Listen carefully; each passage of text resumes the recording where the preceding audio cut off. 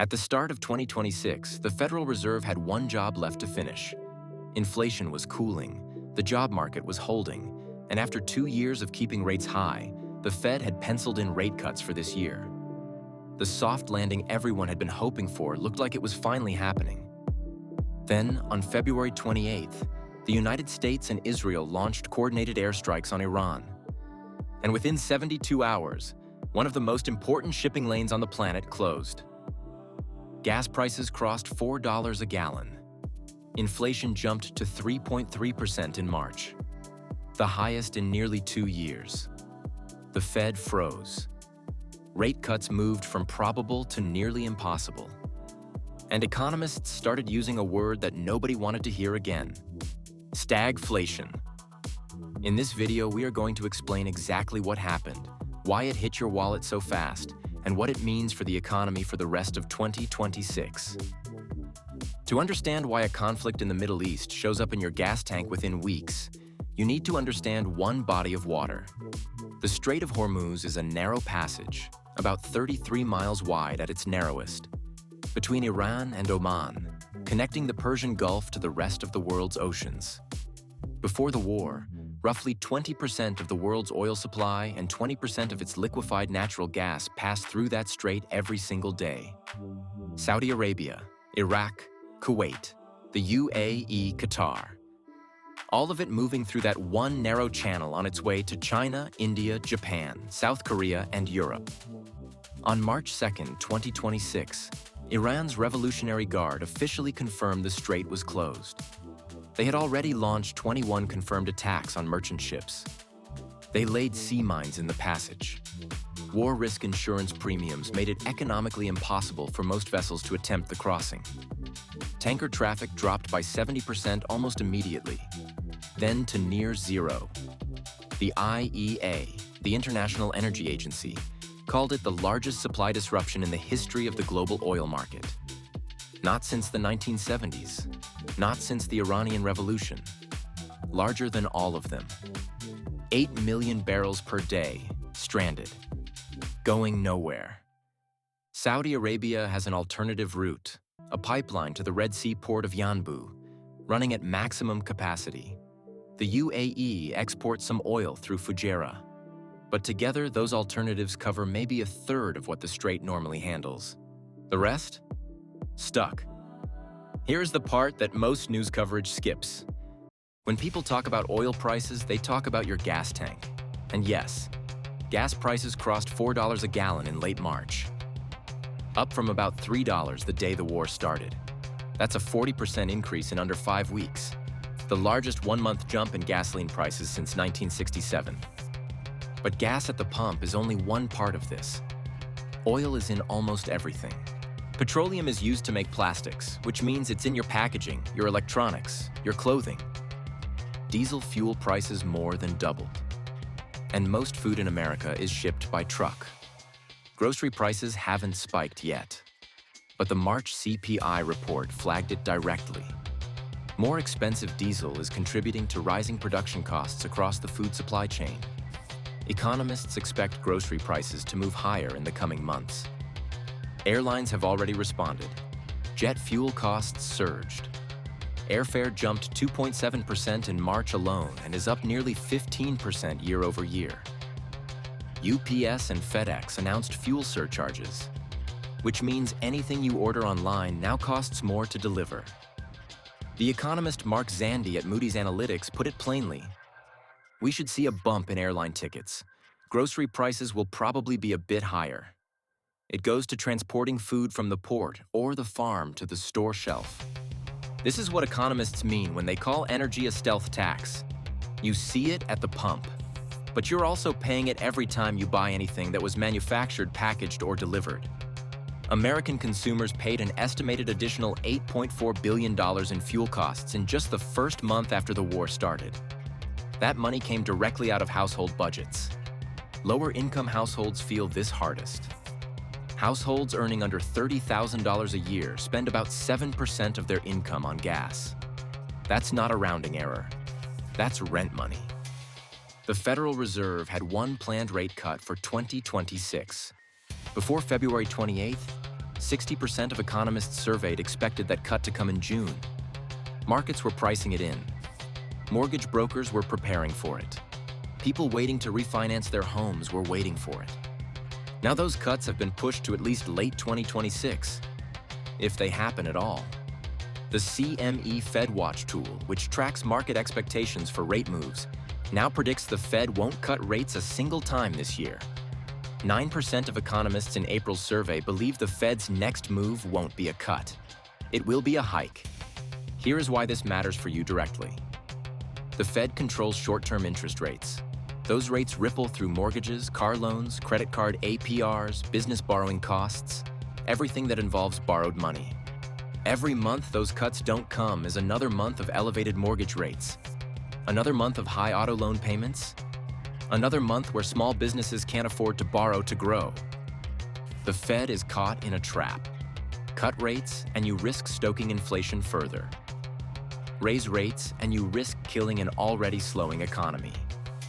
Hold steady and consumers keep absorbing the costs. Normally, when the economy slows, the Fed cuts rates to stimulate spending. And when inflation rises, the Fed raises rates to cool it down. Stagflation is when both happen at the same time. Slow growth, rising prices, and the tools that fix one make the other worse. Fed Chair Jerome Powell told reporters in March, "I would reserve the term stagflation for a much more serious set of circumstances. That is not the situation we are in."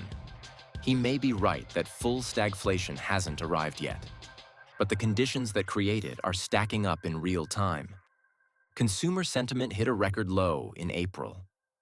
The University of Michigan's Index of Consumer Sentiment fell to 47.6, down from 53.3 in March. The survey's director noted that many consumers blame the Iran conflict for unfavorable changes to the economy. That's not a data point, that's a signal. When consumers lose confidence, they stop spending. And consumer spending is 70 cents of every dollar of US GDP. The comparison people keep making is the 1970s. In 1973, OPEC imposed an oil embargo on the United States following the Yom Kippur War. Oil prices quadrupled. Gas lines stretched around city blocks. Inflation spiked. Growth stalled. It took a decade and brutal interest rate hikes under Fed Chair Paul Volcker to finally break the inflation cycle. The scars from that period are part of why the Federal Reserve still exists in its current form. It was built in part to never let that happen again. Traders and executives who spoke to Bloomberg in the early weeks of the war kept repeating the same message. The world still hasn't grasped the severity of the situation. What makes 2026 different from those earlier shocks is scale. The Strait of Hormuz handles more oil than any single choke point targeted in any previous crisis. And unlike previous disruptions, there is no spare capacity sitting idle waiting to compensate. The world's strategic petroleum reserves, the emergency buffers built precisely for moments like this, are at historically low levels after being drawn down during the COVID pandemic and post-pandemic supply crunches. Bloomberg analysts modeled the scenarios. At $120 a barrel, roughly where front-month Brent was trading in early April, the economic impact is significant but manageable. At $170 a barrel, which several analysts consider entirely possible if the strait stays closed into the second quarter, the impact on inflation and growth roughly doubles. That's the scenario where stagflation stops being a hypothetical and becomes a diagnosis. On April 8th, a temporary ceasefire between the United States and Iran was announced. Oil prices dropped more than 16% in a single day, the biggest one-day decline since the COVID crash of April 2020. Markets wanted to believe it was over. It wasn't. Within 24 hours, Iran had signaled the strait was still effectively closed. Ship traffic through the passage remained at a handful of vessels per day. Iran announced it would charge tolls, payable in cryptocurrency, for ships seeking to pass. Analysts told CNBC that Iran may never fully give up control over the Strait of Hormuz, that even under a deal, the strait may never operate the way it did before February 28th. The Chevron CEO, speaking at S&P Global's CERAWeek conference in Houston, said, "There are very real physical manifestations of the closure of the Strait of Hormuz that are working their way around the world." The LPL financial chief economist put it directly. Since the Hormuz choke point was closed for an extended period, we should expect another one or two hot inflation prints. The Fed is clearly on hold for the next several meetings. Oxford Economics forecasted that the impact of the war on energy prices will push headline CPI inflation well above 3% in March and above 4% by April. We got 3.3 in March. April's number hasn't landed yet. But the trajectory is clear. Gas prices go up like a rocket. They come down like a feather.